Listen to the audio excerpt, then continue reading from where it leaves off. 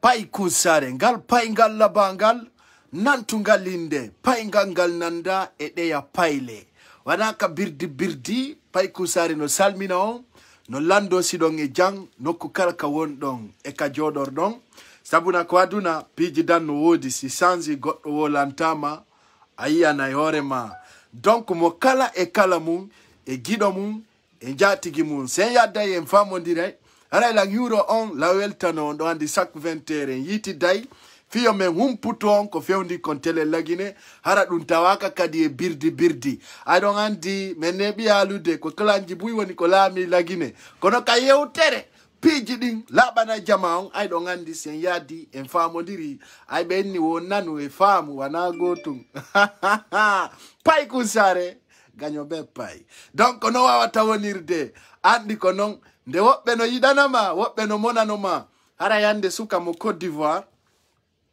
ay mo woni Côte d'Ivoire jonnani wonɗo Sénégal andu ko gikke giggol sabuna wala ko sendendiri gosi e latu kono ko non wawata yarude ay ko wi ko gosi ko fi latu hara mi weltanike ma andi tun gikke ko daratami kon fi ko yiɗuɗami kon hatay kadi ko ya jonnanan coggu carburant haray koye goto miɗo bigopuma kadi wonirɓe ɓen honno innete Hollande on andi ka kono ko jango kalisi ko mi jonnana ko mi wawata yahande sabuna don andi ko sati kono lati pay kusare fuyala kono fuy manka foppuno wodi sabuna ko jama wonda la euro bureau depuis Paris e kadi la euro kala yidando pay kusare katigi haray ko en goto hey ala wela mo dabbali hebata haray mo kala e kala mum e gido mum no umpitorɗon non kanko bebeto he jama aju no wodi ko wole ka kikkide do sabuna kasori fofana fetere nde alla feti mande addata dun yamen ayaltata ka kuruto koto kasori hanki mi munyani noma sabuna da setengal no wodi keccal bir kono ande kikkide kasori fofana penale de formudaden o sikki on itta guinéen e pa jama kasori fofana o kanko kasori fofana goto mo andu don o kanko o anda cuudi din libama lagine o ay si libama awana e décision makko woni ko liba awa kasori fofana jabano ko mi yaali kon ka minno ya 3 catégories de gouvernement en Guinée be wawlidi ka assemblée ka min pay kusare wana birdi si min ni o miɗo andi fi hunde min na mi hoccotoɗo tun ko ɗum heyi y a des blogueurs y a des facosseurs y a des journalistes y a des faux journalistes parmi les blogueurs y a des meilleurs y a des faux mene wana birdi si men ari yare meɗen gaddori si men ari men jonnana jama o en fo jinanotoɗi kono ko andi ko wowi kon en yada e Fatou Linsan so de murabunga si wawe yawtude ay ɗo handi pay kusare kanko ara o renseignant ajja Fatou ne ngiwro on foppumo sabuna fewndo ɗo paygal ngal me morta ko ne bankare ni no jama pay kusare ngal paygal labangal barki landaki duuɓi konon o madan on kayno kalawol tan heɓude si an heɓini tun ara kam bonni mais mengenen yaden se yadda en famondira yaden e Fatou Linsan arten ɗon yewtan ko fewndi kolla Guinée aynini wo konkono seeri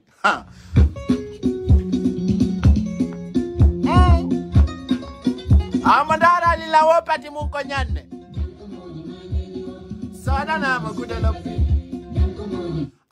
anani ko Fatou Linsan wajino ɗum si yahi wo ko ya danko pay kusare sodanamo super basan ko watto ina wawi ɗum en jommidiri sa wata ɗum paaka onno waɗi si tawina ɗum ara e pati mako ñanneya ko ɗum woni ko ɓe waaji fi menen ko ya sodan men basen Bamako kecce ɗe men rula nder ton men manto ara ɓe ɓen no komanta ton no moni woɓɓe mijiti ha wotangon ko luɓaɗo Allah inde anden ka CMC inde anden ka CMC ngal ko luɓangal ɓiɗɗo layfujo o ganda gere pooru fanke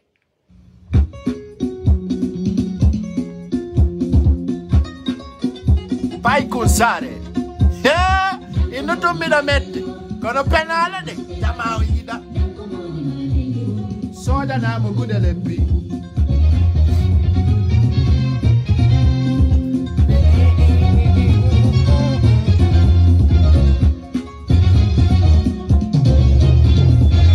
como di madaji soda na mo super pese da como di madaji soda na mo gudelepi soda na mo super basang soda na mo gerto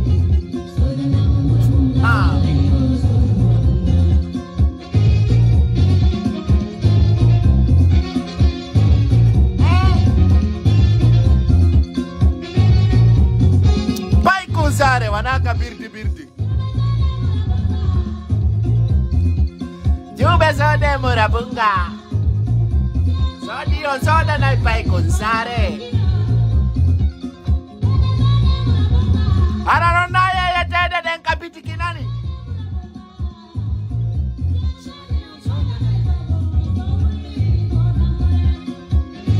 Omba mari murabunga ya tedu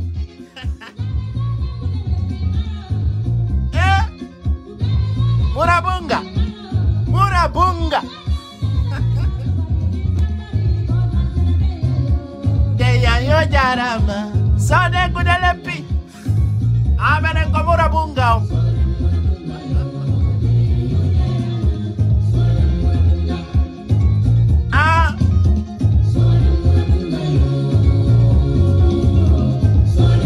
Osikana robunga ni maula itakulle nyame jemma Hey inafota achunani Osikana robunga ni maula itakulle nyame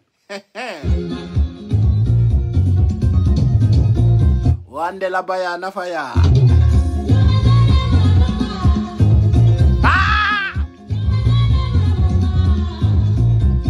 Osi uji do produi bunga ni makoe mawoni Asoda na momora bunga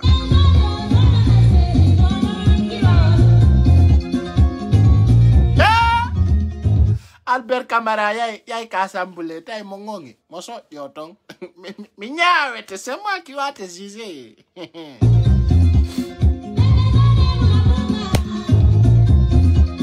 Nebe sade murabunga Sion sodi on soda na ipai kusare nani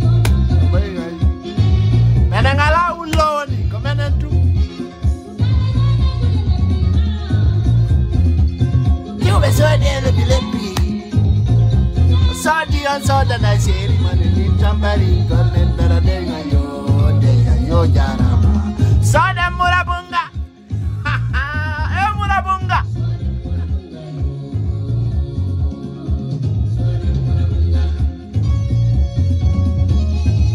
Yes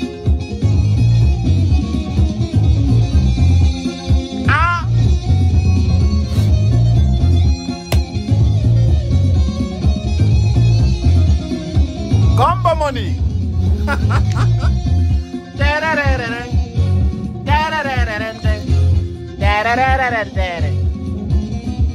Original.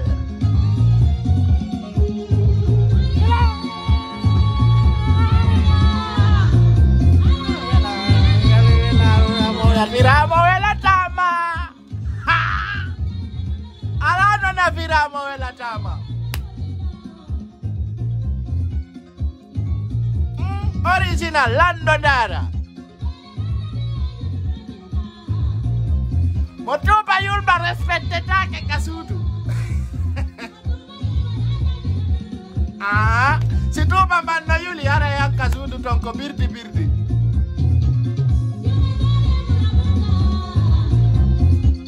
Tuba sode murabunga. Si on soda na polisi routière. Il y a des polices routières sur Facebook. Ça, c'est des blogueurs facosseurs. Koto Adi, Guido Ango, la Euroma, Bigo Patua, mon frère de Lisbonia, à Portugal. Aka, ou Koengoto, Nani.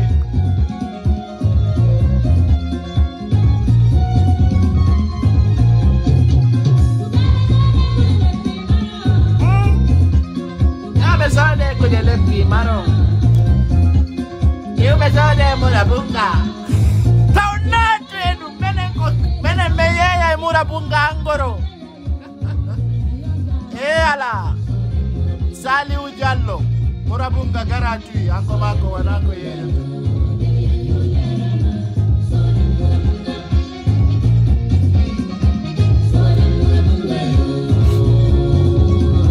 Sode murabunga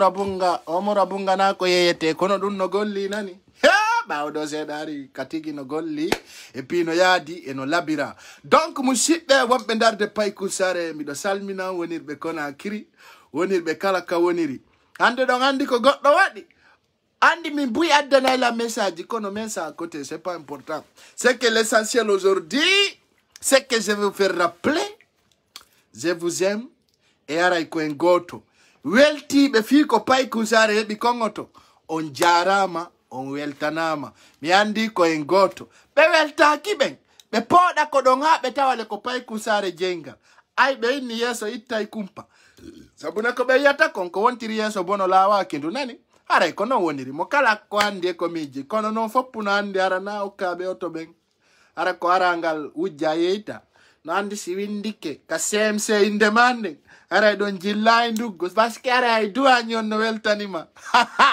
donc mo kala e kala mum e giɗo mum ɗo andi ɗi vidéo ji ɗi men watta woɓɓe ƴetta série woɓɓe ƴetta birdi woɓɓe no aray no andi si men wi wana birdi aray ɓen ɗon no hooli komin wolta kon Allah waɗi barke hooliɓe komin wolata kon fof sabuna menen min haalani noon ka neeɓi taw min inni on ko gouvernement tati woni lagine gouvernement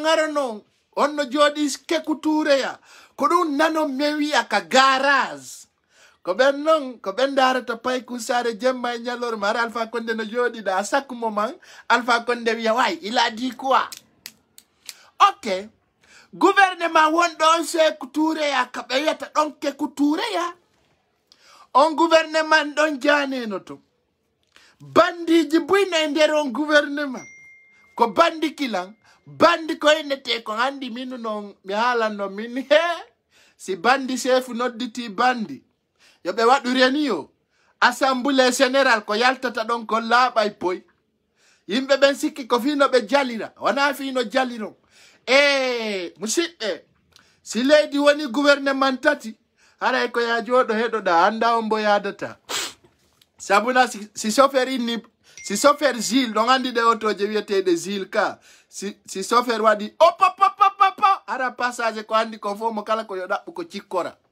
awani Sékou-Touréya no wawa camion wal murtugal ni Alpha Condé waɗi opopopo nini guinéjo kala ko yo ɗaɓɓu ko cikkora sa ɗaɓɓali ko cikkora ɗandi ko ɓeynata kon si Gilles morti yaadu kindi arangal fokkitima mum andi si chauffeur ini opopopopop aray mo kala no andi woni amparanti woni jogiiɓe marchandise mo kala ko yo ɗaɓɓu ko cikkora ko ɗum woni opopopop fewndo ɗo Sékou-Touréya awa musidɓe haray meɗen salmina on meɗen yewta on non fewndo ɗo ko honto kadi fewnda ay buyno faala andude ko honto fewnda telen Kékou-Touréya jikkuji bonɗi ɗinno ton bandiyagal kila national négociateur ɓawo l'argent ɗum kadi no ton kono probléme sérieux joni e nder Kékou-Touréya ko mbuuɗi ɓe nino ɓe yoɓinay jooma ñamaku en taxe e tay marsata na sa yeeyi ñamaku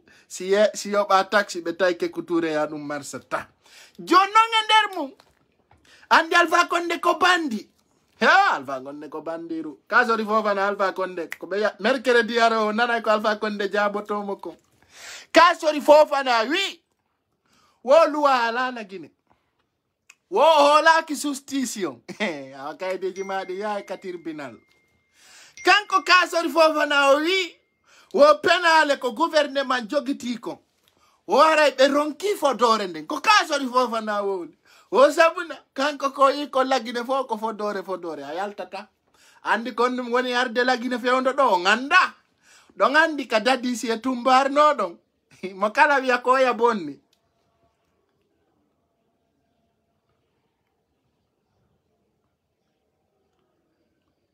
on faami fewndo ɗoni no wawi wattumba e dadisi kaɓe poɗodirno ko feƴƴi kon to mo kala wiya ko oya andi ko sunture nde rewɗe mi woni on andintinde ha ɓe inni joni dadisi no yahande tumba awa ka ɗon noon Alpha Condé kasori fofana fokkiti yo jama ɗon ɓe fokkiti fewndo ɗo Alpha Condé no resansi payle fi hoore mum awa ko do be nata no jibi Alpha Condé ko jibi ko ngo yaray sabuna fewndo do ni Alpha Condé kasori Fofana ko yete ko si anaconda présente kay goto lata oya e non problème on ko impose kanko kasori Fofana witi do ngari ko chef de gouvernement sabuna woni hey Alpha Condé mi ronki lamu mangu mi jonni tima poston umo jonna Alpha Condé wi dum ko fenande marsata Alpha Condé addito e tati oyni ka sori ko annadi me 3e manda hari Afrique do fo no holimi leyde porto no holimi mi gollali duubi sappo ay nilang waden 3e manda Putin jama on jodo den kalamu joni mi nomitima premier ministre awonay kasori Fofana ini Alpha Renio jemma mi yata Renio la nuit je ne va pas assister Alpha Condé ne a golli e biri o si ordinateur no wodi o teppini sori de andu don ding andi mo mari Burkina bebe be jetti ordinateur ji din fop ka département premier ministre kasori Fofana yi kanyu na ordinateur nyamata kombo haja ordinateur ko jangudo kasori Fofana haju mo ngalay ando i kasori Fofana ba ordinateur ngaju dum aju kasori Fofana ordinateur be jetti ordinateur ji din be nabi fo kasori Fofana yi ordinateur ya do na cum Alpha Condé tay kasori Fofana o ko be ko wana birde e mo bi ordinateur e kaydi ji fo kasori Fofana o si on fala e banje de ngon nabore si on fa tabe de fo kasori Fofana yami gollo ben tabe yarto ko jangudo haja ordinateur kasori Fofana kalisi ko bi ko fo yaltini e lendi wujima po yaltini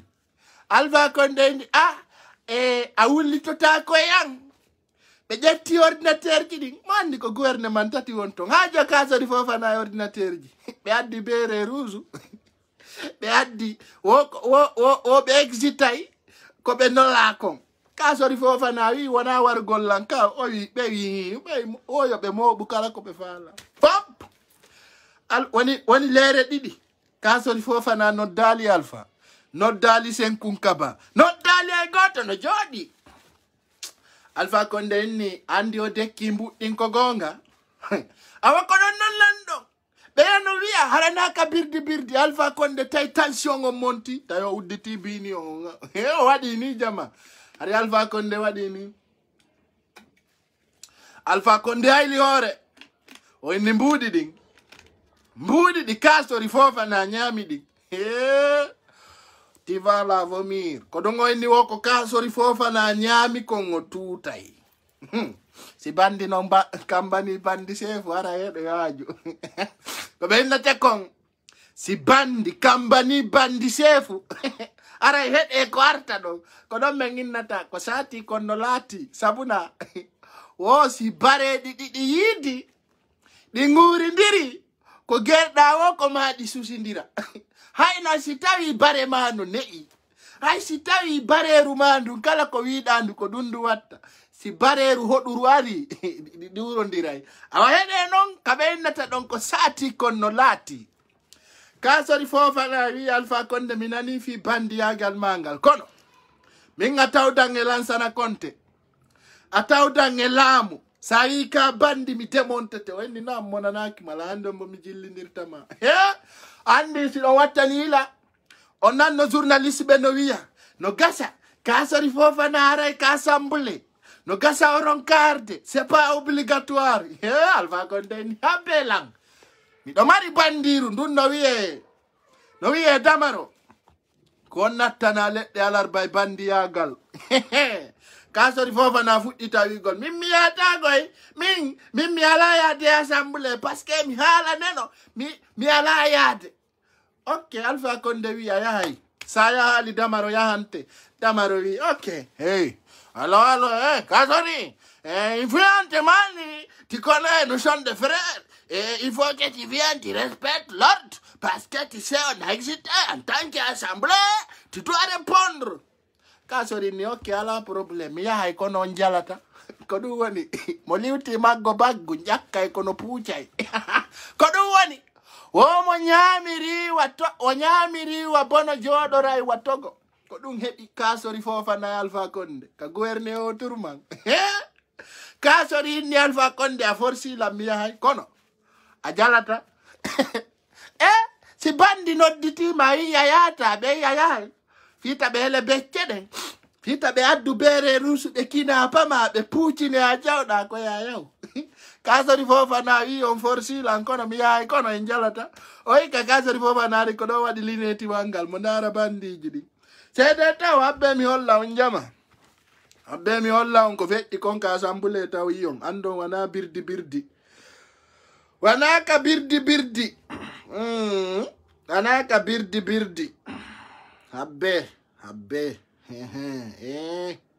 dare ndu bandiru ɗo dare so anditindu hey ɗum no ɗano e hunduko mum woni ko ñamino hakke ha hunduko no woni hey horde no yaɓan ɗum wonante science hino décourasi he jama e ngara e joni pay kusare siga makko e kanko e waɗoɓe vidéo ji ɓe garan jonta o science o tawi ko mawɗano hey o woni hunduko tawi ɗo ƴakkaki o tawi c'est pas bon o tawi non c'est pas nécessaire o tawi garan jon découragé de sabuna ko ɗo ɓe nata il est découragé catégoriquement min no noon si bandi nodditi bandi résultat ji ɗin yaltayi ko birdi o way ko haala o way a waɗo noon par ce que ɗo ɓe humpitike ko sati kon no laati a son nanannolam o nattanoy ɗum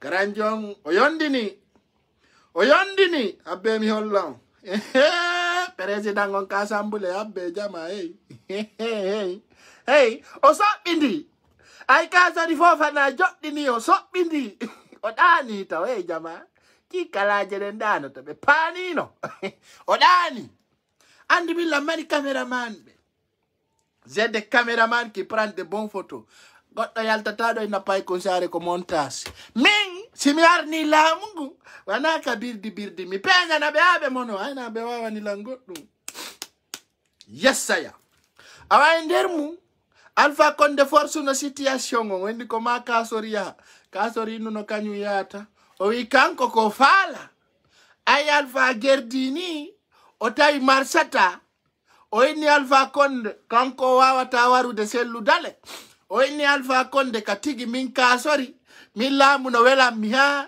kono si ari ha e sayiji haray min ko ɓuraninmi ko hoore an sabuna siko jawdi mi wujji ko yoni Alpha Condé awa ko ɗo ɓe nata mañin ko ɗum manin kaɓɓe nata moƴƴa emo a mañi c'est pas bon awa e nder mum piiji ɗin jilli Alpha Condé ma piyatay ko bebe to naɓata heɗe ɗo taw jama ɗo taw muuto ɗon andi pay ko sare o jonnanayɓe ko yoni haaju kasori Fofana taw fuɗɗori yewtere mum nden wo weltanike ɓe moɓodirɓe fof kono andintinni guine yemɓe ɓen wo ko cuuɗi ɗin liɓa kon wo kanko de ɗum naka département makko iwri Albert Camara o faala diwde jullere nden to gara jom maƴƴi taw tawmo ɗani o palliti o ƴiye kasori Fofana holli wo kanko no yiri o sécurité guiɗe ɗo c'est irresponsable Albert Camara pottiti taw ɓaari moƴƴa ni on to bafoy ɓe bafoy ala gade a moƴƴali nani moƴƴali kasori Fofana yilti wi wo non o wonana ko yero balde wi ka gouvernement makko kon yewtere koye soɓɓundu jaɓete mahen mi alanno ganta baba men o inni ɗum no muusimo ɗum no satti e makko imo regireti himo ni siti wa yuutiɗo laɓi ronki mayde ko tawata koto yero balde acciti laamu Alpha ngum ɓe ila ay ka Alpha Condé natani en ɓe ɗo ko kasori ni wana Alpha Condé abbe mi holla on député jo ɓurɗo forude on e sarde o innoɓe mi yimɓe ɓen innay mi janga mi faama kono bebe to ko professeur jo yeeso on miɗo weltanimo ɗeɗo haala nani o wi wo jakatu arata e pooru bomi walle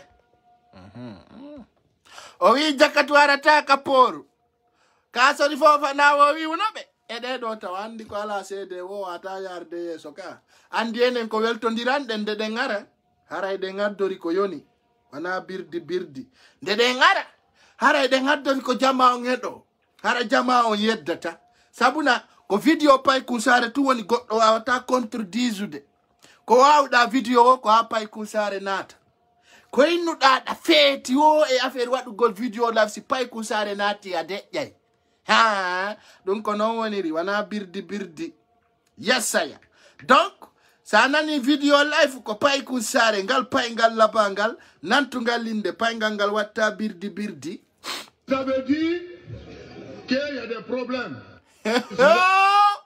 Monsieur Bebeto paingal Alpha Condego nanengal nani jama mi yewtonge pular ko yewtiko si mi ara no wadangolon detail ko fe ikon derton partager maximum si pay ko sare no wowlude ko 2000 personnes doit partager hakken ko tawata kadi en fuddike gollego en yari ka YouTube di video ji do ko si di gasi do on daro e ka YouTube kala ko inete comme plateforme media pay ko sare ya e makko sabuna ko mi wola ni on ko wana birdi pay ko sare golla e o page mo nganyande go tawon ko tele tawon ko radio ino ngal pay ngal jokkuno birdi ne ha joni udditi tele e radio dari e woyo kumpay kun koni fuddori dum ha konon yarata konon wawata yarude e yade ka marché doko kambe oni wolande fi konkon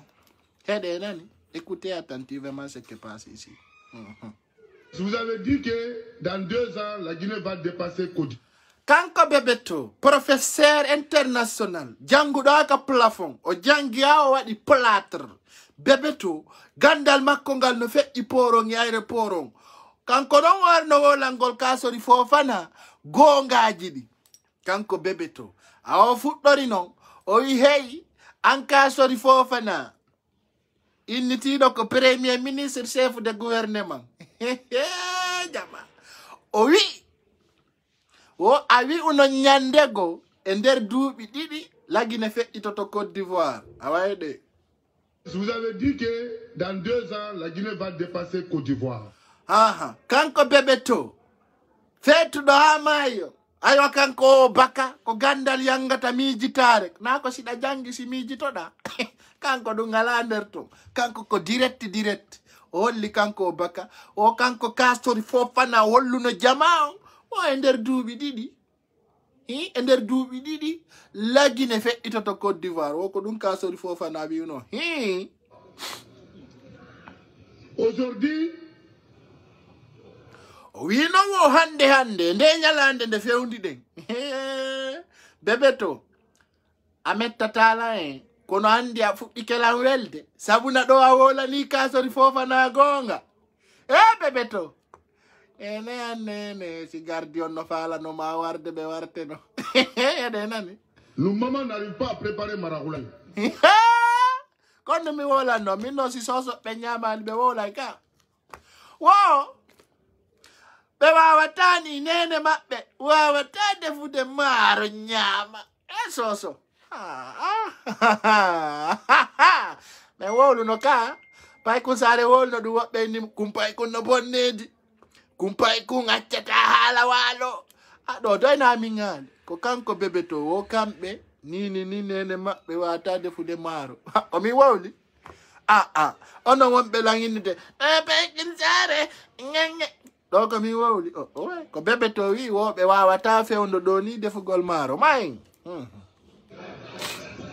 hey nane hibe jala nderga na de hino jama hino aha na birdi le marché coûte énormément cher.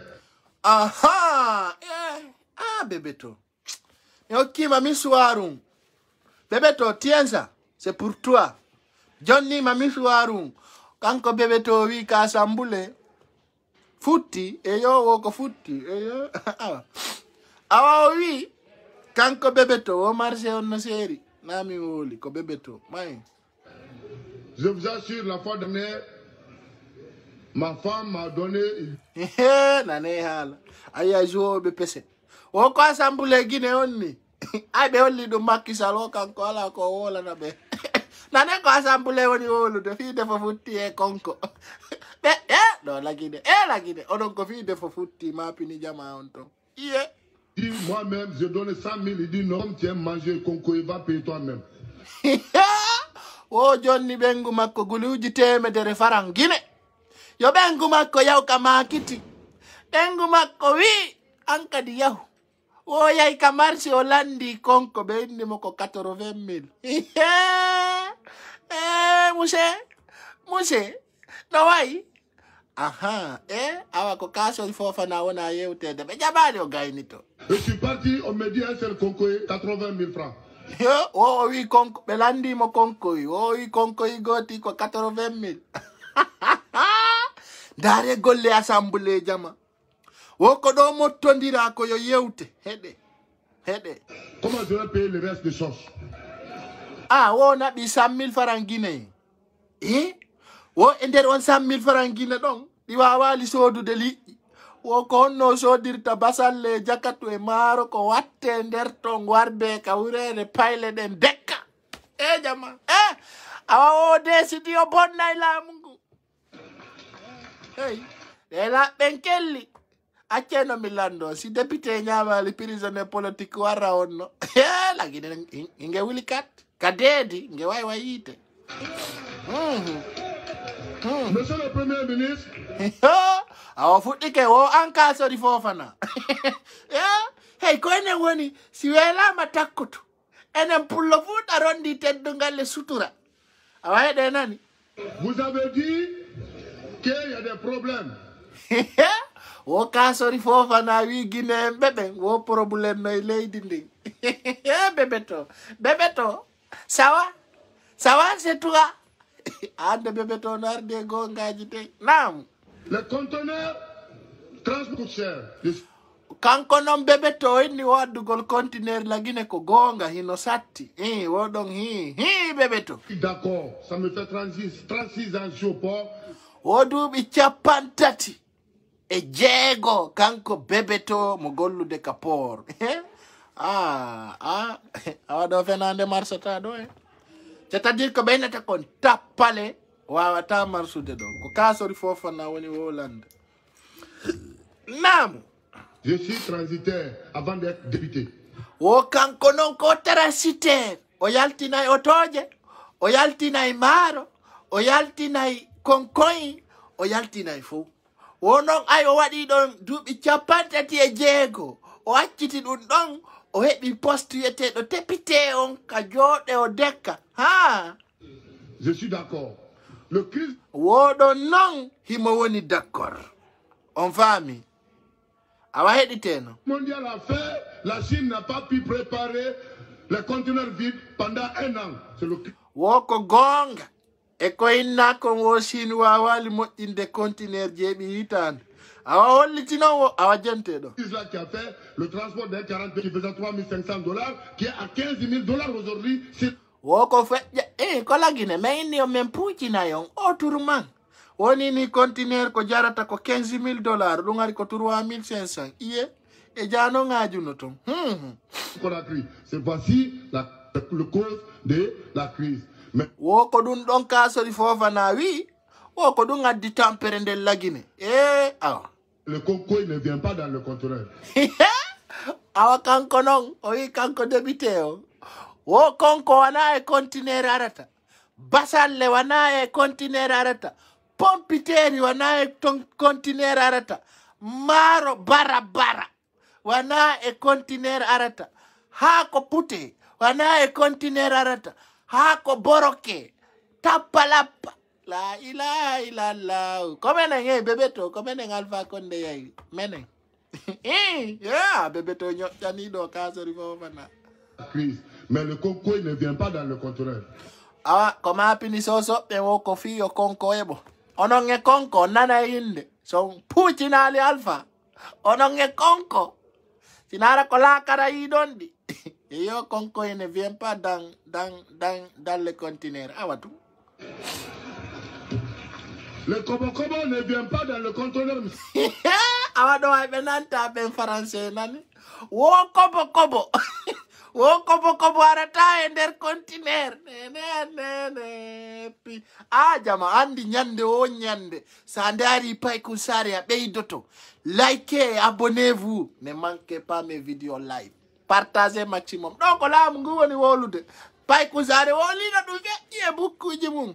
Le Premier ministre. Bonté ne vient pas dans le conteneur, monsieur le Premier.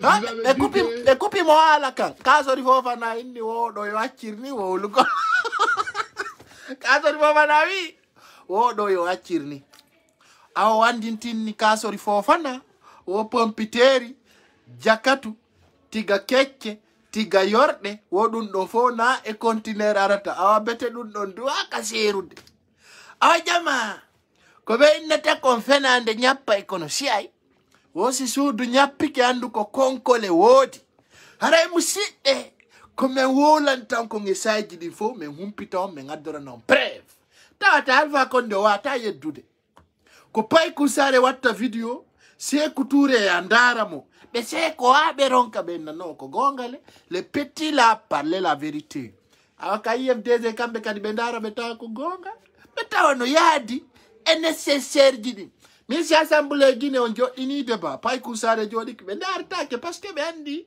c'est-à-dire mes informations viennent là-bas.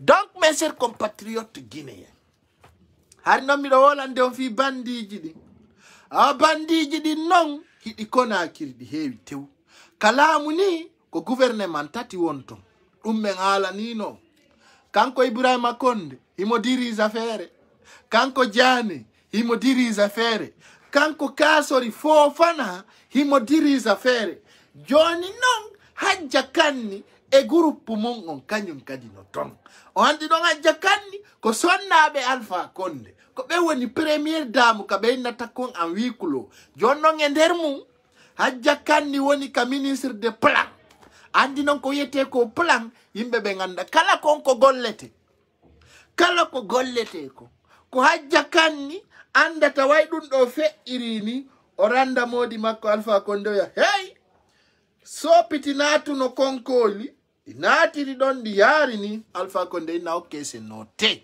Hajja Kanni noon e Kasori Fofana ɓe wawa kafuɓe goɗɗum ɓe lanci Kasori Fofana e Hajja Kanni ɓe welda ɓe wawata naɓudude a andi Hajja Kanni ƴettata salopariyagal ngal Hajja Kanni o futesi Kasori Fofana o wata addude ɗum e makko Hajja Kanni wi min si Kasori Fofana ko premier ministre wana o premier ministre an si bata noon kambani domo o andi ara yajuno ton Hajja Kanni e nder mum wowlani kañum Alpha Condé banque islamique ko no hakkila Guinée mbuuɗi Kasori Fofana dekki 10 millions e majji Alpha Condé wawa dekkuɗo beere o jawɗi taw o wi honɗum o wi bon Kasori Fofana ndu ñaami 10 millions euro e mbuɗɗi ako ɗon noon probléme on ngari Alpha Condé diwni ka nder pale o maapi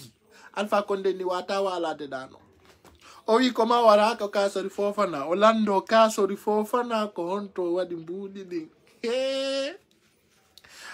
ko ɗum so yi jiwɓe Conakry mbuyno hokke 5 000 euros 10 000 euros 15 000 euros jiwoy go 3 000 goɗɗo 1000 ko mbuuɗi hokkitiraɗi ɓeya noon hiɓe andi mbuuɗi ɗin signama ɗi libérama lagine fi contrat wo Kasori Fofana récupéri et mis dans la poste Alpha Condé ño tutayɗi Kasori Fofana inni si tayɗa wayla landitade min mi accide laamu ngun ɗaɓɓumo jonna Alpha Condé wi adda e mbuɗɗi kalisi ko moɓuɗa kon ɗo a jonnita men ɗon andi noon ɓe nodda e ɓe goɗɗo Amérique ɗo ɓe innata avocat e procureur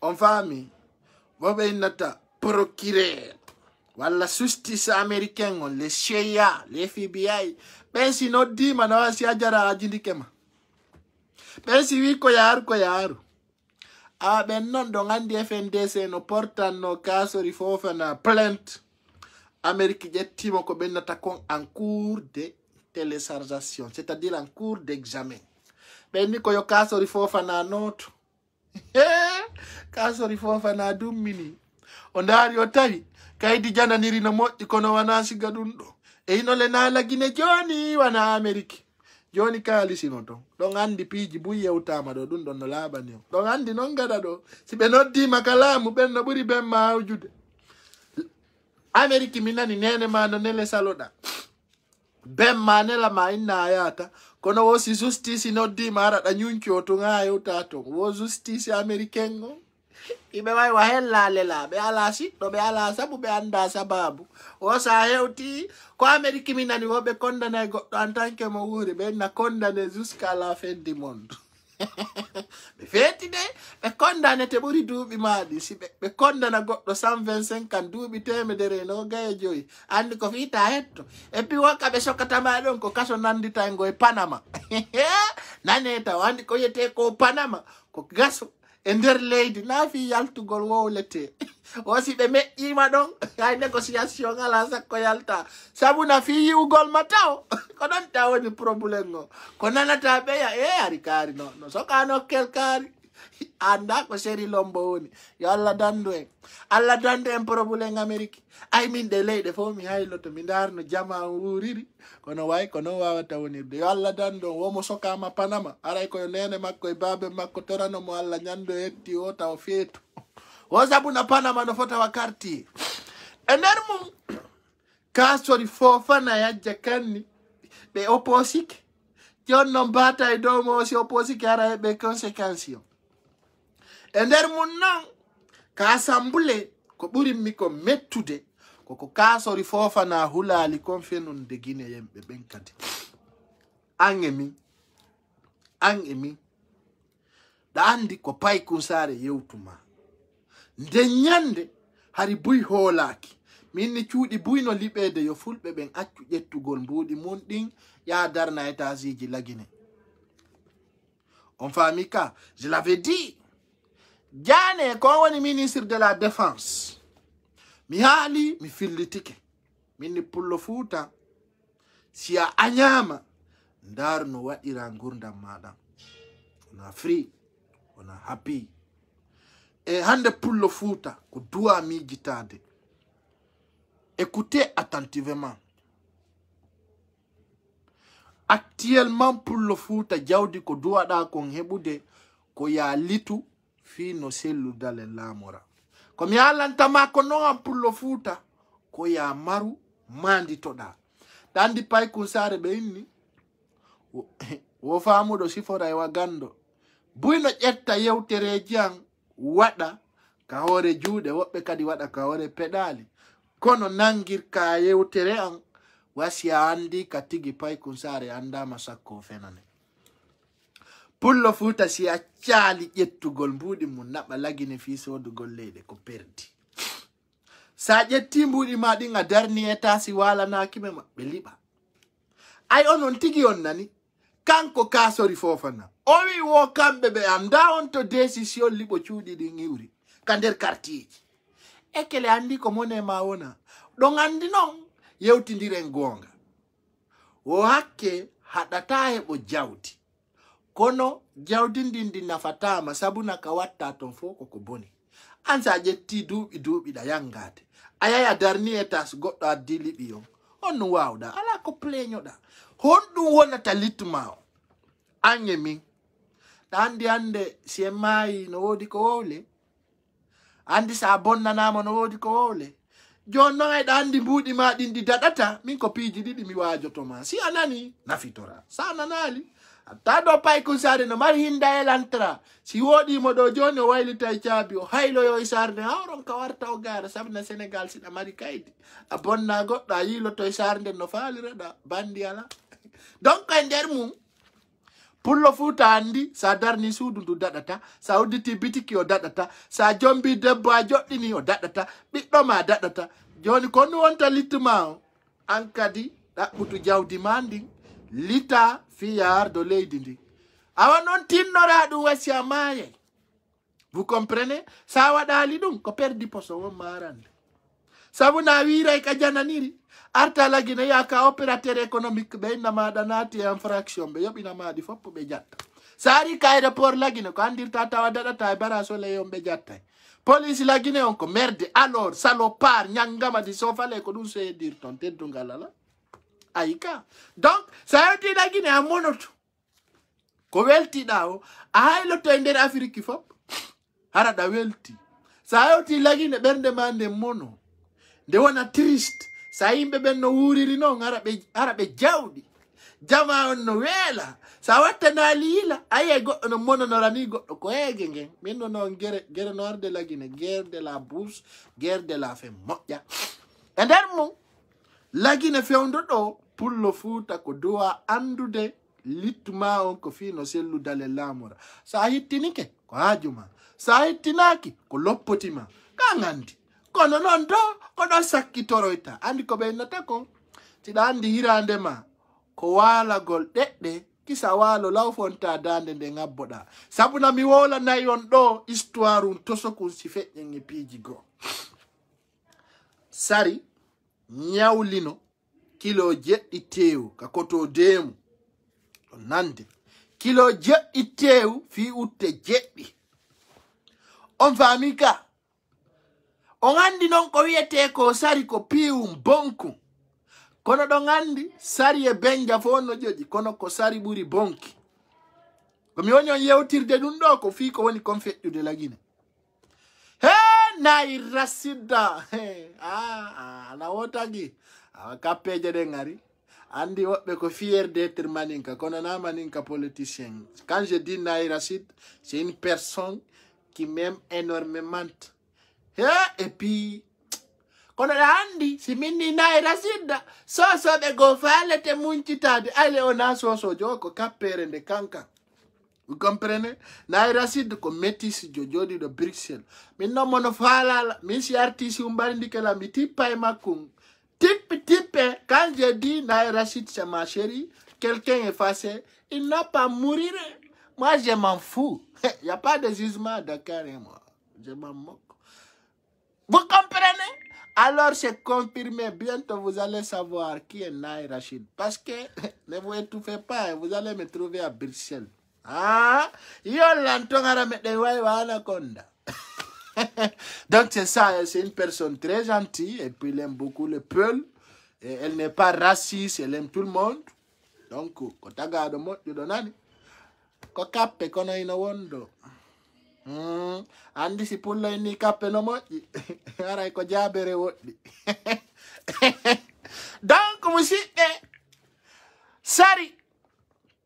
sari miijiti demu no mari doole sari jooɗi miijiti inni yo mi ƴettu o tew kayo mi accu ɗon awa ko ɗon laamu Alpha Condé ngun e selludale fewndi ko exemple mi woni on jonnude sari jooɗi inni tewu no weli sa jillidiri tewu e saladi sa jillidiri tewu e pompiteri haasi ko tewu e maaru barabara ɗum no ñaamo kono leyɗa andi sari jooɗi miijiti inni uttere demu e beccu sari aɗa andi ɗon ko tana min ko komi wawi komi wolata kayiɗa oɗon sittifiyo nayedde nayi min ɗum fof ko gotum ñan ay ɓe wi sira wuuri ɗum fof ko fiyo ko ya wi tun sira sa wi sira sal sira diallo sira kali ɗum fof ko sira kali wuuri kali en ko tuma kali osi wuura sa wi nayi sa wi nayedi sa kala ko halɗa kanko andi ko fi makko mi wowli où est le problème? Y a pas de problème dans ça. Awa bonsoir Kadiatou Couture sikki ɗo we accemi mi wolali fi artiste de tan hukkange e oto alpanugal mi wolali fuside ko minni nayi ira famma mo welanmi ay noon awa hey hay si ɓengu goɗɗo welima simo wele mo wele ko welatama ko no welama nano est ce que mi ko min je min je ko mi no welanmi ko jaati gam page ji buy no wodi Facebook o yata ton kono sori ɗo mi weltantoma mi waɗa ko min gandira ko hey sari miijiti inni uttere demu e beccu sari ɗum ko mayde nden sari ndaari tewu no weli tewu e firitti no weli ko ɗon laamu Alpha ngun fewndi sari inni ko mami ƴetta tewu ngu sari jetti kilo jeɗɗi tew kilo jeɗɗi fi utte jeɗɗi bimbi kala wotere fi karaɓɓindingol yewtere nde kaw sari yaade tewon sayi goɗɗum juɗi goɗɗum yorni goɗɗum kaw sari nyande go andi bimbi ɓe fuɗɗoto yoɓutugol nyamande nden ko ɗon lagine soso e manin kay forestier fokkiti kaw sari yayidi e forestier jo oyni forestier ɗayiɗi tew yorna ɗum oy forestier hiɗa yiɗi ñamugol ko weli watta tugiye ma en kekutureya o yeyahay ɓenni kaw sari ƴetti kaw forestier naɓori Sékou Touréya ko ɗon ɓe inni sari naati ka burure ndaari tawi kula unko andi kula no ƴetta ton poore lammu hino ñaama andi kura kula unko ko lammi wuuri o ari o convainci kaw kula o inni jaabere no kan ɗaɗi no kan har ñaamen ko ɗon lagine fokkiti kaw sari mooɓi kaw kula ñammini mo haali andi kon ɗum kaw sari wi o inni bon ɗon andi musidɓe arayiɗe mari hoɓɓe arayɓe kaw sari wi he awatum o inni noon kaw sari inni kaw kula addanay ɓen ittirdi koje ndin si ɓe wi assalamu aleykum ko ya yaw jaɓana en naada nder ga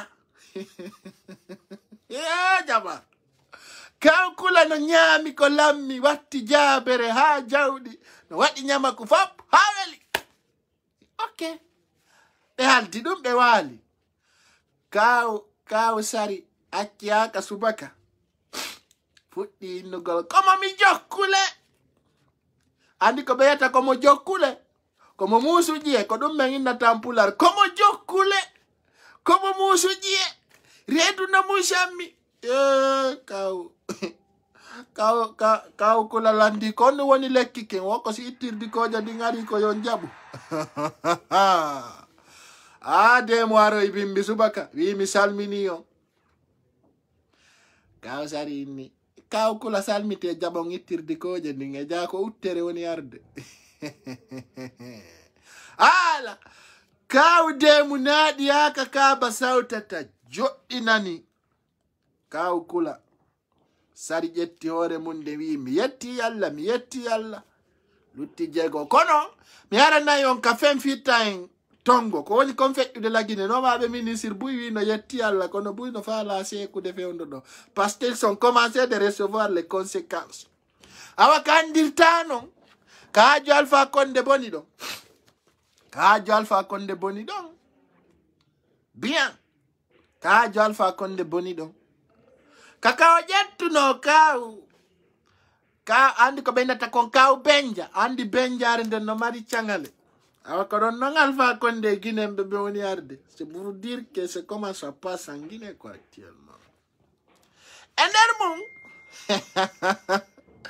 kaw sari naati ka burure ɗaɓɓi kulle aronki e ɓaali aɗo ya jemma ka jemma on woɗata ɗon andi ɓe yi wo benjare nden nde jasay ɗaɗi temedere si weta benja no gera kaw sari ni kaw benja acciɗa hakka anga jasay ɗaɗi jemma fof o he accan ɗo accan kami woni ɗo ay ɗo bete mi ñawlaki goɗɗo miɗo surri andi ko ɗum nanirta fulɓe ɓen minen meɗen surri min ɗaɓɓay ka min peɗo min wuura wo ko jogagol kun ha heɓa ko sora ko ɗum pullo fuuta jogiti ko en benja mo fijiri en ɗen mari kure en fellay awa ko ɗon noon kaw sari tawi kaw benja no jasa no ɗaɗa no irbita ɗaɗi kaw sari wi hey ɗon andi ko on non mayen ko ammi okkore ɗaɗi ƴakka tiga ñama tewu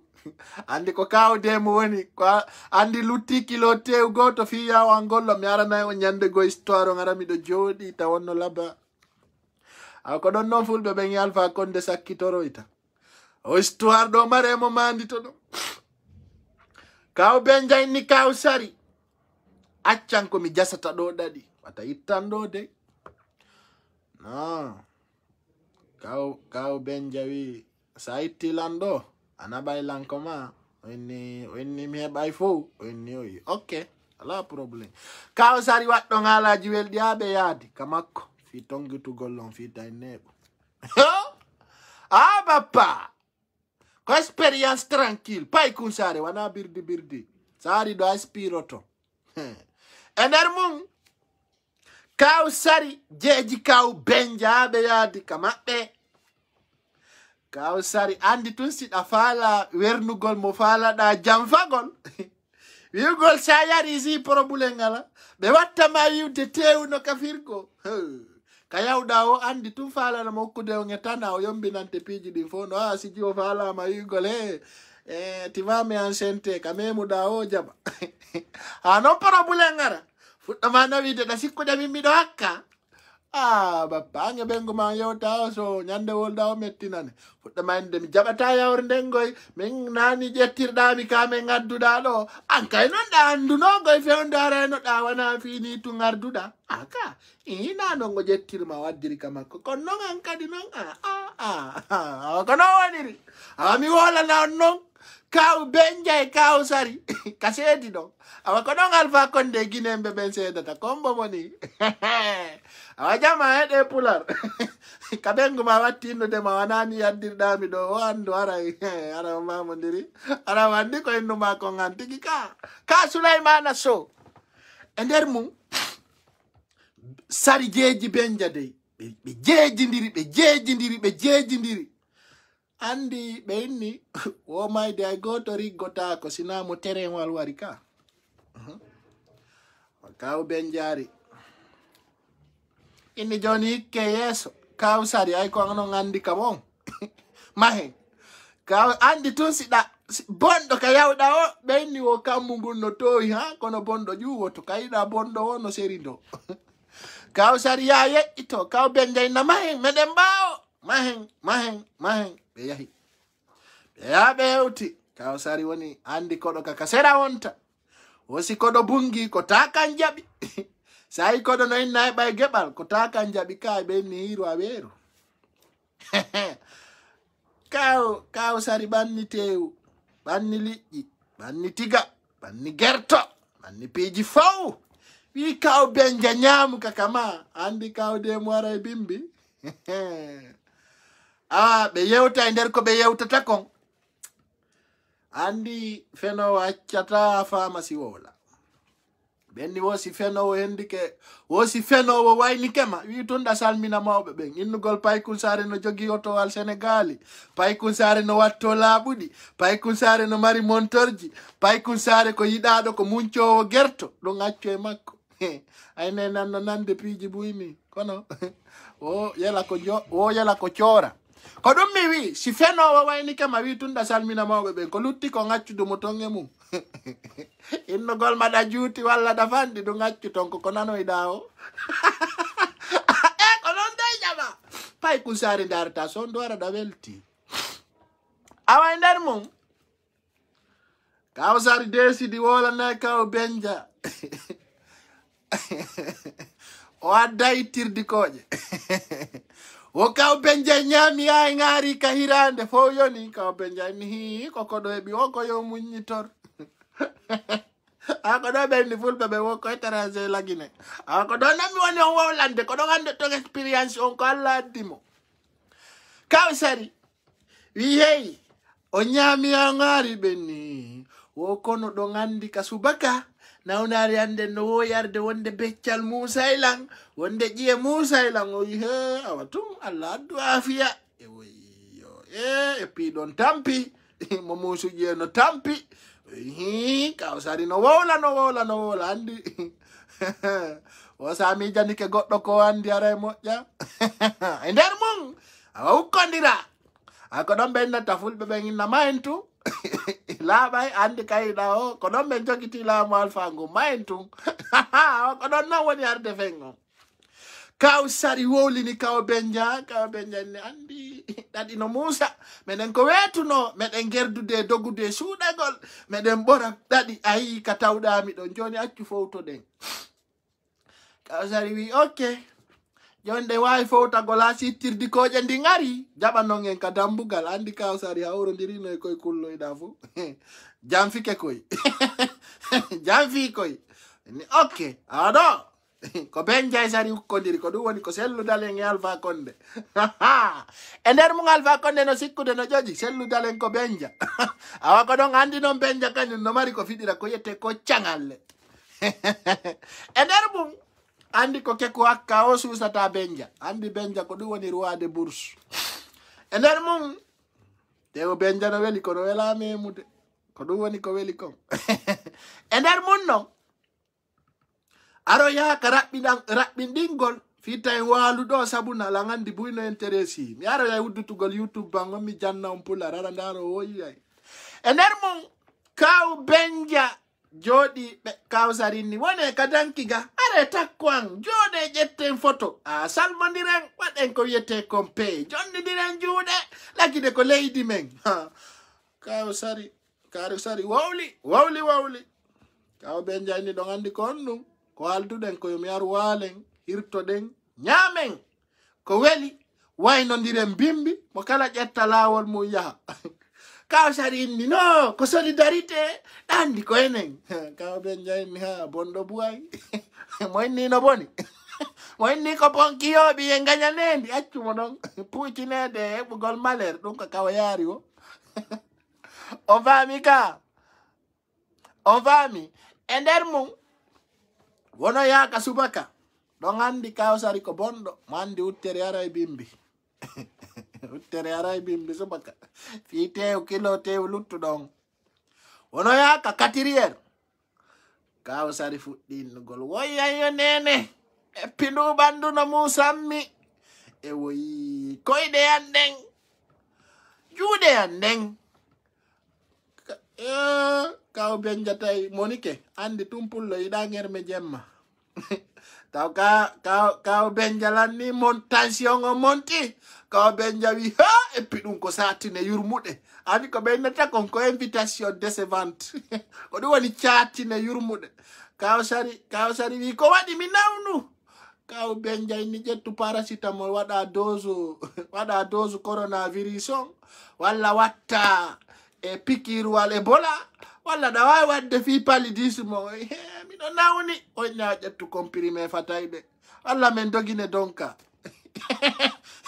no kaw Benja wi no mi wana ɗum wona ya seeɗa Kawsari fuɗɗinnugol woyanka hoore kaw Benja inni he ɗandi mi ronkanima ɗum o wi si tawi ko ni mi hoota ka mi heɓata ka mi ɗano min si ko ni catine ɗen mi yiɗa invitation e nder ngerme mi jaɓata invitation paykusare ndaru no ɓornorɗa mi yata a yiɗa lanno yiruɗa lanno Kawsari wi he awawa koɗo ɗo mi sikka men famodiray nani ko ɗum ka Alpha Condé sorti o ko wi celluɗale ya en opposant ici il ne veut pas que la Guinée se développe il a empêché telle personne et telle coopération non ko ɗo wonde garde mi laɓɓinanayi on kaka kaw Benja e Kawsari fecci ɗon onon Alpha Condé selludalen seedata kaw Benja wono yaka 4 heures sari wulli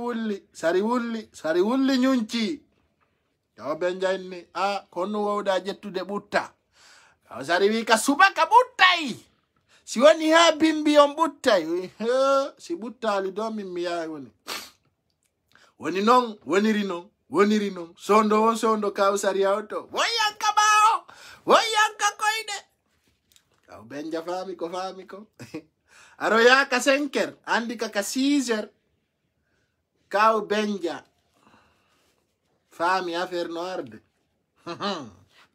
awa heɗe nani kaw Demo waroy ka 6 heures wi mi salmini on sari deƴƴi Benja deƴƴi kaw Demo wi mi salmini on nder ton Kawsari deƴƴi Benja deƴƴi Demo wi kaya mi naatu mi bonna fimo ka cuuɗi ɗin liɓa ton Kawsari wi kaw Benja jabane on ɗon ko hoɓɓe ma dey si koɗo ari kama ko an ton toto si koɗo ari kama inni min koɗo yomi jaabo ekele ko be men Kawsari majo kadi anki ko be men Kawsari wi de min kadi ne ko dum wiuda o hi ko be men ka ko be ma ay mo ari tawi maka ma on ko kodoma Kawsari fami bandu ya gangal marsata andi sari no joji ya ko no mo joji jom minoto ben jawi a bon Kawsari wi kaw benja ya jabon ittirdi ko jandi Kawsari wi o kaw benja wi mo o yaw jaba don ko kanwo wa donede ko andi sino tona si tonata Kawsari tawi acci famondirde kaw benja kaw benja andi ko no Kawsari wadi Kawsari moɓi ka nder dankun ha wayo paɗe pettu ari wali ka dambugal inni kawde mo ƴettuden paɗe ɗon feroɗa ka sunture ara bonna fiyan benja fami benja immini cangalle ɗen fo fewtini dow benja wi kawdemu naaɗi ha ka kaaba fewatagoy ha dowga naaɗi juuɗe ɗen ngaɗe ngaɗi ngas toni goddere jandunde tawi on suma benja préparike immini cangalle ɗen fo kawdemu naɓi tun yiwi juuɗe ɗen yaade cangalle tati seeki inni gasi mi talte won kono bonni fiiji e maɗen benja woni ka sera jooɗi ɗon fanki put Kawsari yaltoy ka sunture to no sikkude no joji aw ko ɗon kasori fofa na Alpha Condé woni yaltude mi yetti yalla mi ñaami tew kaw benja no sikkude Kawsari no sikkude kaw benja maayi anda kaw benja no jooɗi sera kaw benja jooɗi mi yetti yalla ok benja fanki bot Kawsari ari wali ka dankum jooɗi on suma non ɓe nata ɓe puucini Alpha Condé ko kudeta on suma kaw benja mijitare juuti inni o ko addirnolan ɗo ko fiyo demu waran ok ko addirnoɗami ɗo ko fiyo meɓu tere bimbi jana giggol ok ala probléme on benja inni ok Kawsari jooɗi inni yo ƴettu tewoy koye ŋoño ko lutti ko jiyeɗen Kawsari waɗi position no ŋoñade kaw benja mijjiti hayli hoore yaltini cangalal go poɗiyaka kaba sawtata acciti gongal tappiɗo Kawsari wali ka danki o joɗɗinani gongal Kawsari kaɓawo Kawsari moosi ko waywa signale donc Alpha Condé laamu makko ngon signali donc c'est pour vous dire que y a des trucs très importants qui passent en Guinée actuellement. C'est comme ça, le pouvoir d'Alpha Condé va finir et puis on va obtenir la victoire. Dans ce cas, je vais vous dire la vérité, dans ce cas, actuellement en Guinée, à Dabondi, vous avez vu ce qui commence dedans à l'intérieur.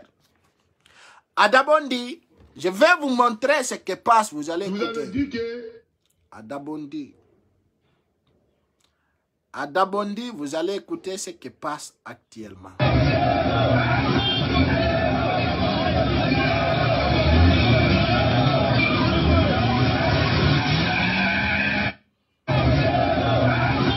Voilà.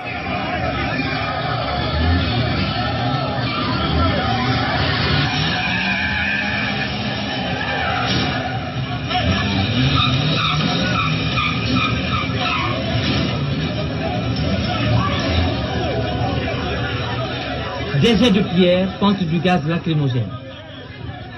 Ça se passe à Dabondi Rail, dans la commune de Matoto. Tout est parti d'une rumeur faisant croire à la population de ce quartier que le maire a nommé quelqu'un qui n'est pas l'homme de la situation. Aujourd'hui, on nous appelle qu'ils ont nommé Lansana Condé par intérim. C'est sur ça la jeunesse du quartier a appris. Maintenant, le quartier s'est levé directement maintenant. Nous sommes là, sur la rue ici, comme ça, pour ça. Le monsieur qu'on veut, c'est Moubabems Kamara. Si c'est pas Moubabems Kamara, on est sur la rue ici. Tant qu'on nomme pas Moubabems Kamara, on ne quitte pas sur la rue ici. La circulation est bloquée, des pneus sont brûlés sur la chaussée. La police, après une demi-heure de sensibilisation, passe à la vitesse supérieure. Les protestataires sont dispersés à cause de gaz lacrymogène.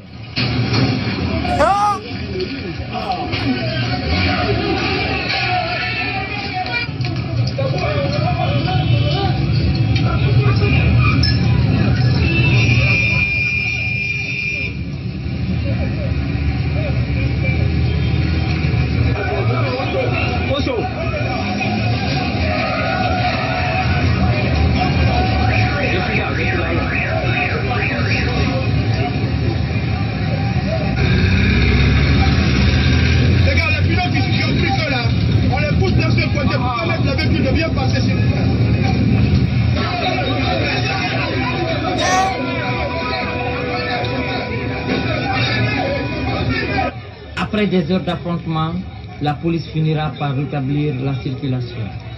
Face à cette situation tendue, le maire de Matoto se dit étonné et crie à la manipulation. Le cachet de Dabondi Rai, le cachet, quand j'ai vu que ça ne va pas entre eux, pour l'accalmie, j'ai appelé toutes les parties plus l'imam pour chercher un compromis tout en leur disant que je ne peux pas nommer quelqu'un. Donc ce qui se passe, c'est de la spéculation, c'est d'instrumentalisation, c'est des rumeurs et c'est des malfrats qui sont dans la rue.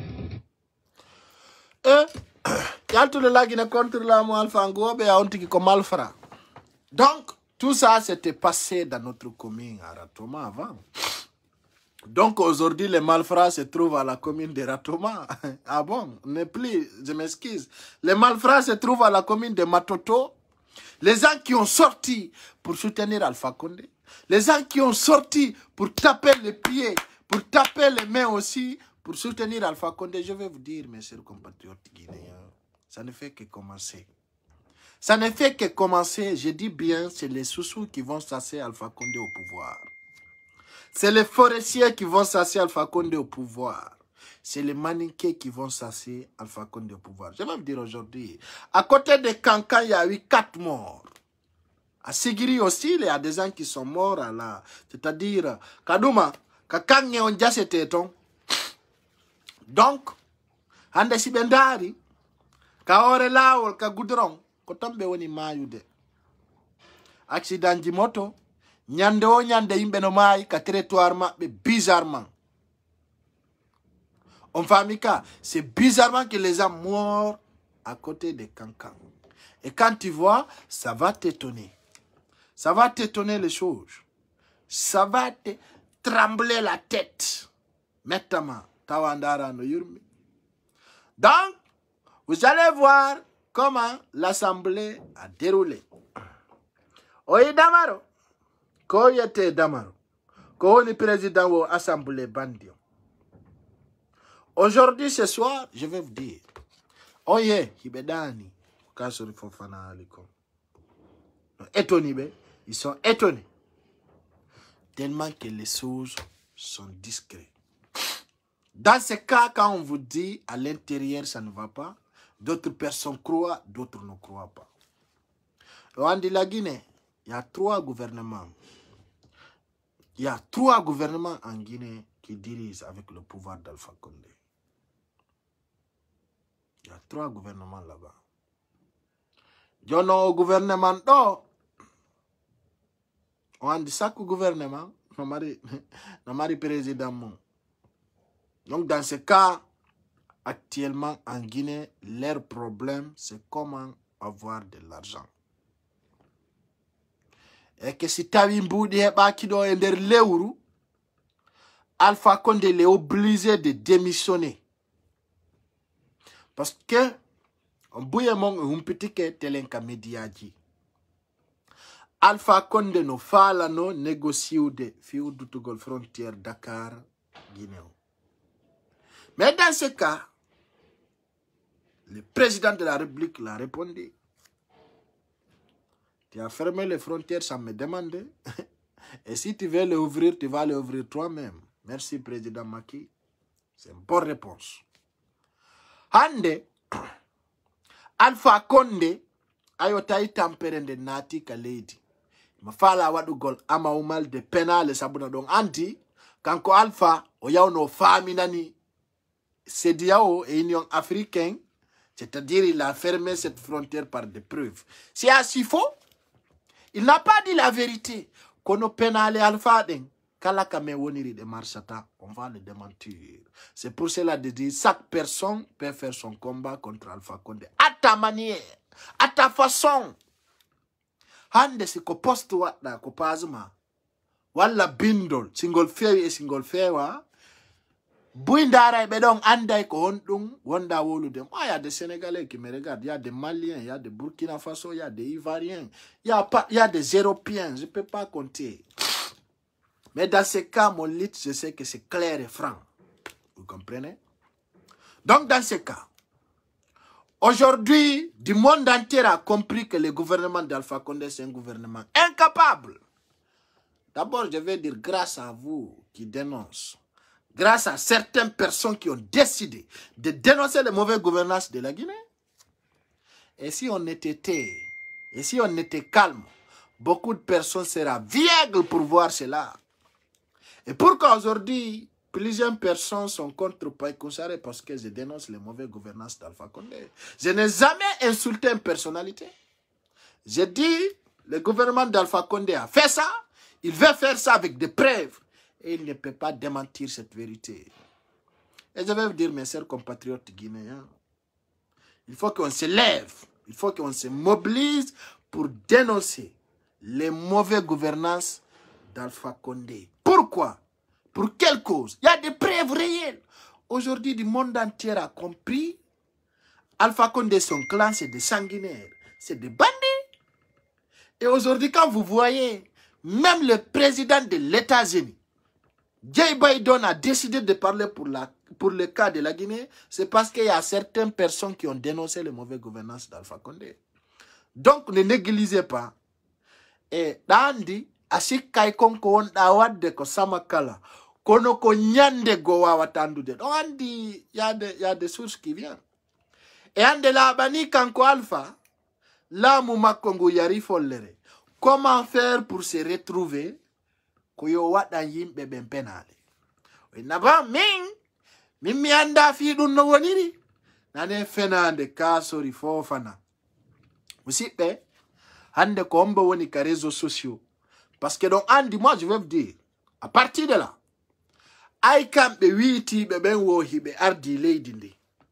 Be anda ko ni kon fe yude. Moi ce que je vais vous dire, mes chers compatriotes, moi li bugor siwuduma fusu didi jamako. Siko weduru marda, siko haire, siko... Pourquoi? Douabe, iminde yimbe beyabe liba chudi. Ben yalta wiya kanyung anda chudi libama. Hay radio, télévision, RTZ on, o yaltini dun ka journal. Kanko kasori fofana o yali ton. Hande media jidin, alamo yaltina li dun. Kanko kasori fofana o yali dun ton. Tu n'as pas vu ça. Donc kabundo. Et qu'on fait, il faut la Guinée. Quand on y a, on y a le taouya jama benko assemblée. Quand tu dis Libama, il ne connaît pas. Ça ne vient pas de lui. C'est pas dans leur décision. Ça, c'est des conneries. Il doit être condamné pour cette mort. Hande, hay boum bébé yata ben nani ko tu dis Liba la Guinée. Hay fait tout bébé, andi tu dis Libama. Encore non, quand c'est. Mais anda de Arisida Kadunaga. Vous comprenez? Donc, ce qui reste clair, mes chers compatriotes, Goula Moalfado, Kolanungu.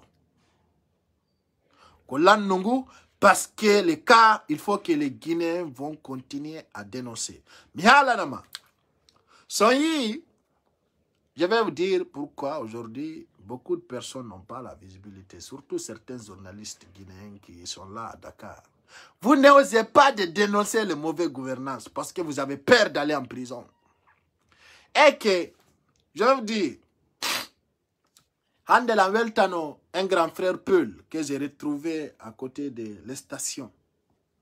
Mais Ari, Mitaï Benyamou de Mengauti, donc, moi, je ne suis pas une personne qui se prend. On a dit, mais comme Andangurndanganda Njiboto Andu de qui est Pai Kounsare. Moi, je ne suis pas venu dans un. C'est-à-dire, je ne suis pas venu dans une famille riche. Moi, je suis un pauvre. Je suis pas arrogant, quoi, en fait. Mais, faut pour nous là. Si nous avons eu dans l'ambe, ça a eu dans l'ambe, non, avec la tala, même si ala engal na figi yagal. Mi do yidi ay mo yida la mi pay kun sare mi tawaka yon visa donc. Ça a eu dans l'ambe yida ma. Si da yidi la mi do yiduma, c'est ça la vérité. Min aduna min natala yidi mo yida la. Tu vas jamais entendre ça, c'est pas mon mot de passe. Donc, dans ce cas, ce que je vais vous dire, kalako wonda, eko jokuda, andutu, ko anditata, litma on kofi yo lagine sanzo. Kono non eko litata kondom piji danda datama. Saouli yadu kaso, adadata. Saouli piede adadata, parce qu'il y a des saïs, plusieurs jeunes Guinéens, ils ne vivent pas en Guinée, c'est parce que ça ne va pas. Donc, il y a des maninqués qui en ont marre d'Alpha Condé. Aujourd'hui, je vais dire, tout un Guinéen en a marre. Donc, dans ce cas, si tu as l'opportunité d'aller dans une télévision, il faut dénoncer les mauvaises gouvernances d'Alpha Condé. Soit en Guinée, soit national, soit international. Vous savez pourquoi moi, je n'accepte pas certaines choses dans les médias sénégalais? Mais c'est Miari, fille Tougol, je parle de la Guinée. Et je parle des cas réels. Je vais vous dire, il y avait un radio qui veut me donner une émission. À cause de ma visibilité. Je l'ai dit quand je vais, moi je dénonce les mauvaises gouvernances d'Alpha Condé dans ton média. Est-ce que tu es d'accord? Il a dit la radio est apolitique, je dis je m'en fous. Moi je n'ai pas peur de dénoncer devant quiconque. Et j'assume ma responsabilité. C'est ça. Donc, sorry. O fenani no en ha tawi Guinée bebe wawata olade. Hani kanko kadi o yalti o yi penale den de nafata Guinée bebe parce que o kondiri Alpha Condé. Et désormais, je lance un message au président Cellou Dalein. Ça, je ne voulais pas dire ça aujourd'hui, mais c'est clair. Alpha Condé a quitté un ministre de Mumboui, mais Aro a fait IFDZ. Il nous gol ko walu gol président Cellou Dalein no lamora. C'est un piège. Je vais vous dire ça et je m'adresse au président Cellou Dalein. Je dis bien. Alpha Condé a proposé parce qu'il a compris. Il ne peut plus tromper l'IFDZ. Il ne peut plus interrompre la visibilité de l'IFDZ. Bienvenue, Mère Alpha Taran. Maintenant, il a proposé d'autres cas. De laisser certains ministres dire que voilà, c'est-à-dire, je vais vous dire pourquoi la réalité. Quand on Cellou, il doit être vigilant. À partir de là aussi, parce que Alpha Condé, so fanki lewru andu ko bandi yagal o woni mijitade. Trace ndiano. Je sais que tout ce que je parle, certaines choses, Cellou Dalein peut prendre note. Je sais que plusieurs personnes qui me regardent savent ce que je dis. Alpha Condé Andewandi, il ne peut plus arrêter le président Cellou. Il ne peut plus empêcher Cellou Dalein de faire le mouvement en Guinée.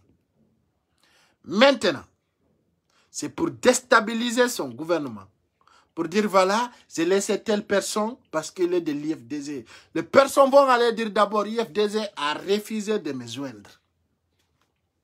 En famille, nous ne faut pas planji Alpha Condé.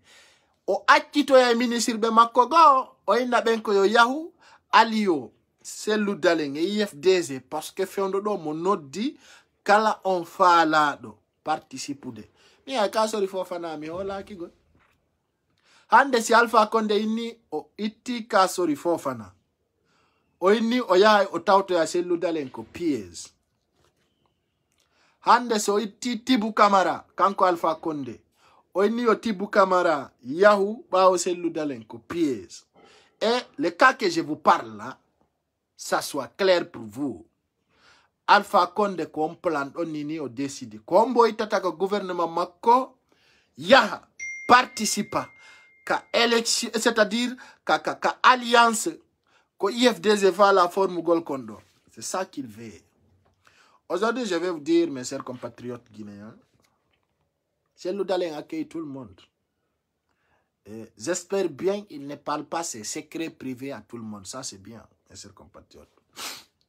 Mais ce qui reste clair, si vous voyez jusqu'à présent, Cellou Dalein, il reste dénumé et meilleur, c'est parce que certains ennemis ne connaissent pas son secret privé. Donc, on dit, oui, exemple, si Kari IFDZ Yanay, Allah Dabouri Ben. Pourquoi? Parce que Bernde Cellou Dalein, no woni neɗɗo observe ndaro yimɓe wonda e yimɓe buy. Toute une personne qui juge Cellou Dalein sans travailler avec lui, ça on dit, mais non.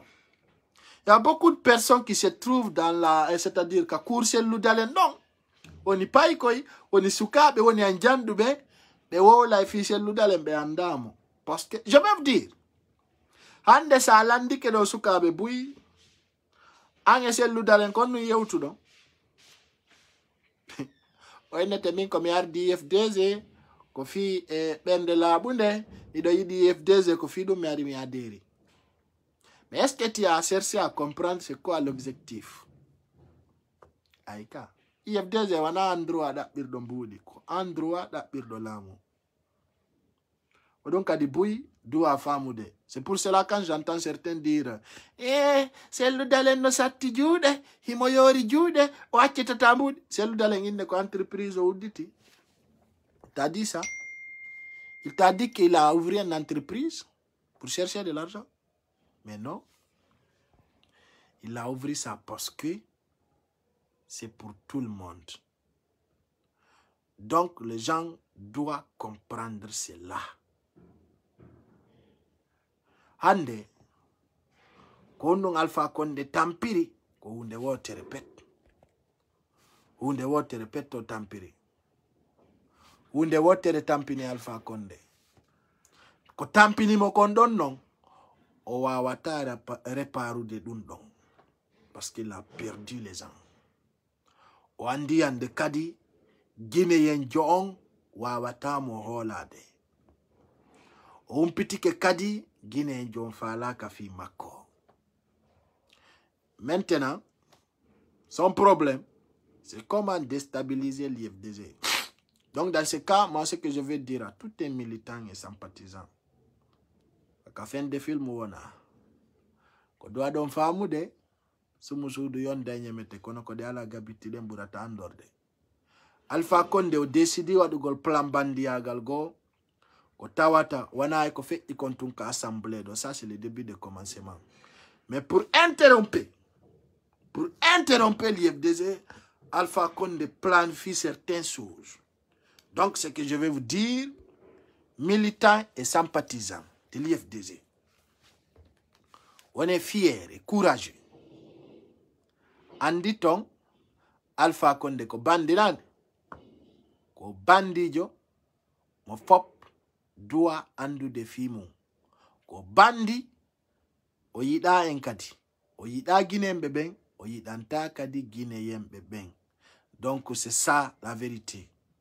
Donc mes chers compatriotes guinéens, c'est wakila qui est donc Alpha Condé aroyay tampingol guinéen ben fo tampinay bus o letta bouy parce que bouy famali ko kanko hombo woni Alpha Condé, comprenez?